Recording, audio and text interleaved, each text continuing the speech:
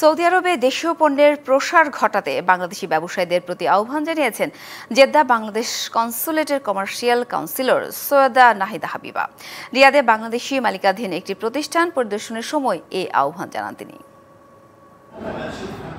রাজধানী রিয়াদে হাইয়াল মুরুজে অবস্থিত বাংলাদেশি মালিকানাধীন এএস ট্রাভেলস অ্যান্ড ট্যুরিজম পরিদর্শন করেন কমার্শিয়াল কাউন্সিলর সৈয়দা নাহিদা হাবিবা।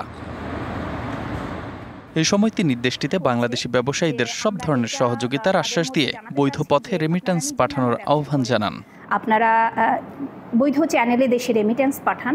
দেশ থেকে আপনারা নিজের নামে ব্যবসা করলে দেশ থেকে আমাদের বিভিন্ন পণ্য রপ্তানির ক্ষেত্রে এটা একটা সুযোগ সৃষ্টি হবে। আমাদের দেশের ইমেজকে ফুটিয়ে তোলার জন্য তাদেরকে আমরা উৎসাহিত করছি। প্রতিষ্ঠানটির মালিক শামীম আল আমিন রেমিট্যান্স প্রবাহ বৃদ্ধি করতে সৌদি আরবে নতুন বাংলাদেশি বিনিয়োগকারীদের সর্বাত্মক সহযোগিতা করার কথা জানান। প্রবাসী ব্যবসায়ীরা প্রতিষ্ঠানটির উত্তরোত্তর সাফল্য কামনা করেন।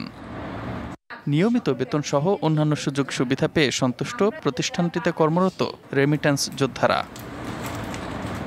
পরিদর্শনকালে অন্যান্য বাংলাদেশি বিনিয়োগকারী, প্রতিষ্ঠানটিতে কর্মরত শ্রমিক সহ গণমাধ্যম কর্মীরা উপস্থিত ছিলেন।